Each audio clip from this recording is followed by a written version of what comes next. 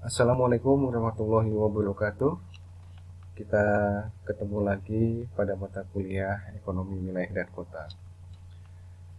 Topik kita pada hari ini adalah teori basis ekonomi atau economic based theory. Baik, saya akan mulai dengan pengertian dasar tentang teori basis.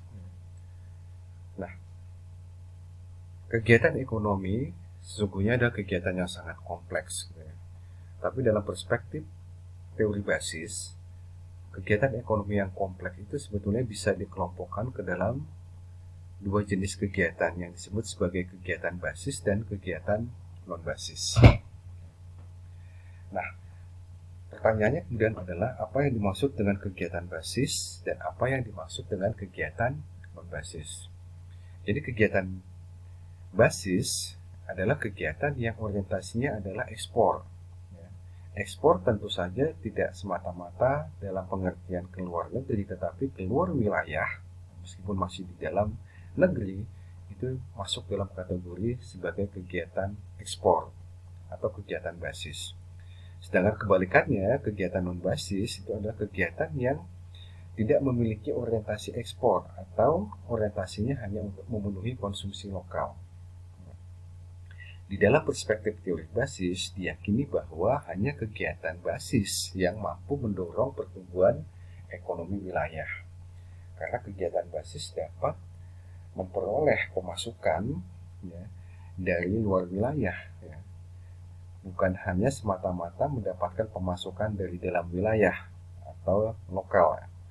Sedangkan kegiatan non-basis, dia hanya mengandalkan pemasukan dari dalam wilayah, karena dia tidak memiliki orientasi ekspor, sehingga tidak mendapatkan pemasukan dari luar wilayah. Dengan demikian, maka hanya kegiatan basis atau yang berorientasi ekspor yang diyakini dalam perspektif teori basis, yang diyakini mampu mendorong laju pertumbuhan ekonomi wilayah. Nah, di dalam gambar Anda bisa melihat bahwa dalam satu wilayah terdapat berbagai kegiatan ekonomi, diantaranya adalah kegiatan di sektor basis, kegiatan di sektor non-basis, dan kegiatan di sektor jasa. Nah, kegiatan di sektor basis diyakini mampu mendorong pertumbuhan ekonomi suatu wilayah. Sehingga kalau dibuat dalam bentuk persamaan, G sama dengan Fx atau pertumbuhan sama dengan fungsi ekspor, di mana ekspor sama dengan fungsi dari demand exogenous atau fungsi dari permintaan dari luar wilayah. Ini skematik dari teori basis ekonomi.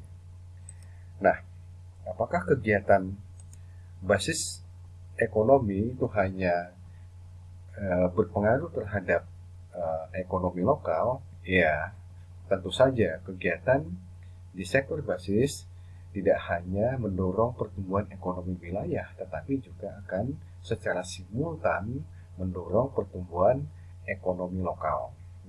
Karena dari kegiatan ekonomi di sektor basis, ia akan mendapatkan pemasukan dari luar wilayah, di mana pemasukan yang diperoleh dari luar wilayah itu akan digunakan di dalam kegiatan ekonomi.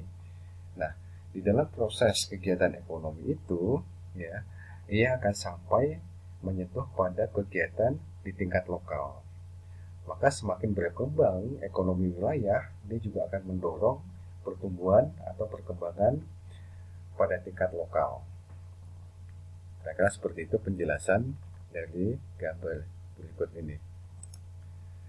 Oke, nah di samping pengertian tentang teori basis yang sudah saya jelaskan tadi, ada pengertian tentang pengganda basis. Apa yang dimaksud dengan pengganda basis? Pengganda basis atau rasio basis adalah perbandingan banyaknya lapangan kerja non-basis yang tersedia untuk setiap satu lapangan kerja basis. Sebagai contoh, jika dalam satu wilayah itu terdapat 3.000 lapangan kerja, terdiri dari 1.000 lapangan kerja basis dan 2.000 lapangan kerja non-basis, maka rasio basisnya adalah 1:2, di mana 1 lapangan kerja basis tersedia 2 lapangan kerja non basis. Kalau pada periode berikutnya kegiatan basis itu meningkat, ya, sehingga menambah lapangan kerja baru sebesar 100 unit, ya, maka kita bisa proyeksikan akan tercipta tambahan lapangan kerja baru sektor non basis sebanyak 200. Dengan demikian peningkatan ekspor akan mendorong peningkatan lapangan kerja total sebanyak 300 unit. Dari contoh rasio basis 1:2 tersebut, maka setiap satu perubahan lapangan kerja di sektor basis itu akan menambah lapangan kerja total sebanyak 3 unit, ya, yakni 1 di sektor basis dan 2 di sektor non basis. Rumus pengganda basisnya bisa Anda lihat, pengganda basis sama dengan total lapangan kerja dibagi lapangan kerja basis. Dari contoh tadi bisa kita masukkan angkanya, pengganda basis sama dengan 3.000, ya, total lapangan kerja dibagi 1.000 lapangan kerja basis, sehingga dihasilkan angka 3 pengganda basisnya. Nah, besarnya perubahan lapangan kerja total untuk setiap satu perubahan lapangan kerja di sektor basis itu disebut sebagai pengganda basis.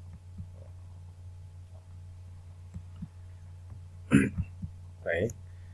Nah, pertanyaan selanjutnya adalah apa metode yang dapat digunakan untuk menentukan kegiatan basis dan kegiatan non basis.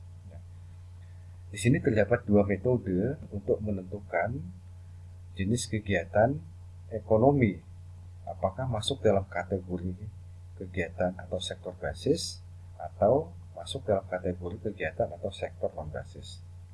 Metode tersebut adalah pertama metode pengukuran langsung. Ini dilakukan melalui survei primer atau survei langsung. Jadi Anda terjun langsung ke lapangan, ke sektor-sektor perekonomian untuk mendata. Nah, metode kedua adalah metode pengukuran tidak langsung. Metode ini bisa menggunakan beberapa pendekatan. Yang pertama adalah dengan menggunakan pendekatan asumsi, di mana asumsinya adalah semua sektor primer atau manufaktur, ya, adalah sektor basis. Itu asumsinya. Nah, kemudian metode yang kedua adalah metode location quotient, atau menggunakan data sekunder. Dalam hal ini adalah data PDRB atau produk domestik regional bruto atau data tenaga kerja di dalam menentukan sektor basis. Dan yang ketiga dari metode pengukuran tidak langsung adalah gabungan antara pendekatan asumsi dengan pendekatan metode LQ. Nah, pada umumnya pendekatan yang paling banyak digunakan adalah pendekatan location quotient atau metode LQ. Bagaimana cara menghitung dengan menggunakan metode LQ? Ya, ada rumusnya. Rumusnya adalah LQ sebagaimana Anda lihat, LQ sama dengan PDRB IR dibagi T PDRB R atau total PDRB R, ya, dibagi PDRB IN per total PDRB IN. Ya. Yang di atas adalah wilayah analisisnya dan yang di bawah adalah wilayah acuannya.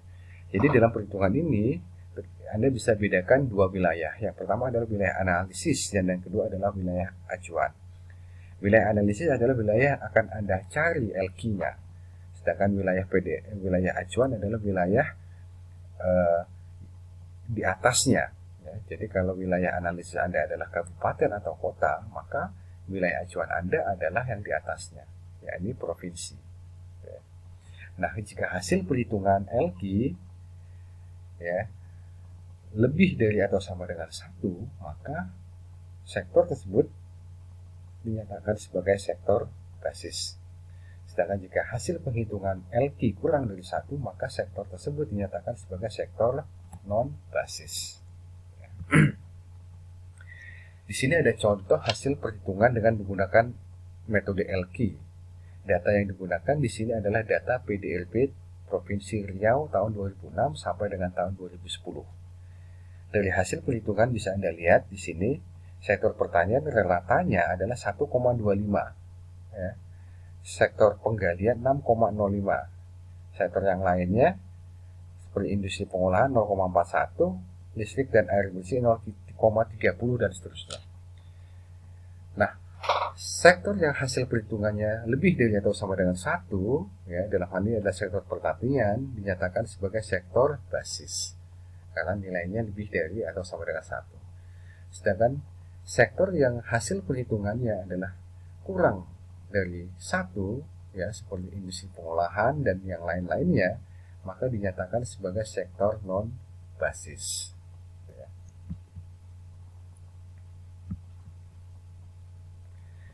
Nah, ini adalah latihan soal, ya, dengan menggunakan data PDRB, ya. Kota X ini adalah kota wilayah analisisnya, ya. Data PDRB yang digunakan adalah PDRB tahun 2010 sampai dengan 2016. Kemudian data yang kedua di sini adalah data PDRB Provinsi Y yang merupakan wilayah acuan, ya, untuk tahun yang sama, yakni tahun 2010 sampai dengan tahun 2016. Kemudian Anda diminta untuk menghitung LQ sektor pertanian dan sektor perdagangan hanya pada tahun 2010. Caranya adalah Anda masukkan rumus LQ-nya, yakni PDRB-IR per T PDRB-R dibagi PDRB-IN per T PDRB-N, di mana PDRB-IR adalah PDRB, ya, sektor I di wilayah analisis, ya, dalam hal ini adalah kota X, dibagi total PDRB-nya. Kemudian hasilnya dibagi perhitungan PDRB sektor yang sama, yakni sektor I di wilayah acuan, ya, yakni provinsi, dibagi dengan total PDRB di wilayah acuannya. Hasil perhitungannya sektor pertanian 0,07 atau di bawah atau kurang dari 1, sehingga dinyatakan sebagai sektor non basis. Ya, sedangkan sektor perdagangan hasil perhitungannya 0,15 sehingga dinyatakan sebagai sektor non basis juga karena kurang dari 1. Ya. Anda tinggal masukkan rumusnya, ya, angka-angkanya, ya. Jadi 849 077 per 80 824, gitu ya. 019 pun dapat dari mana? Didapat dari data PDRB kota. Ini 849 0,77 ini untuk sektor pertanian sebagai contoh. Pertanyaannya kan sektor pertanian, ya. Kemudian total PDRB yang di bawah, ya, yang diberi tanda merah, ya, total PDRB-nya. Jadi sektor pertanian dibagi, ya, PDRB sektor pertanian tahun 2010 dibagi total PDRB-nya untuk kota X, ya. Hasilnya Anda hitung lagi, ya, sektor pertanian, ya, di sini, ya, tahun 2010 di provinsi Y dibagi dengan total PDRB-nya. Nah, hasilnya kemudian dibagi, ya, ketemu angka ini 0,07. Ya. Saya kira mudah, ya, untuk Anda pahami. Silakan Anda baca lagi, ya. Saya kira ini adalah perhitungan yang sederhana sekali. Anda bisa pelajari ulang lagi dengan membaca slide saya. Insya Allah Anda akan mampu mengerjakan soal-soal terkait dengan penggunaan metode LQ. Saya kira cukup dari saya, ya, untuk topik tentang teori basis ekonomi. Terima kasih, semoga bermanfaat. Selamat belajar.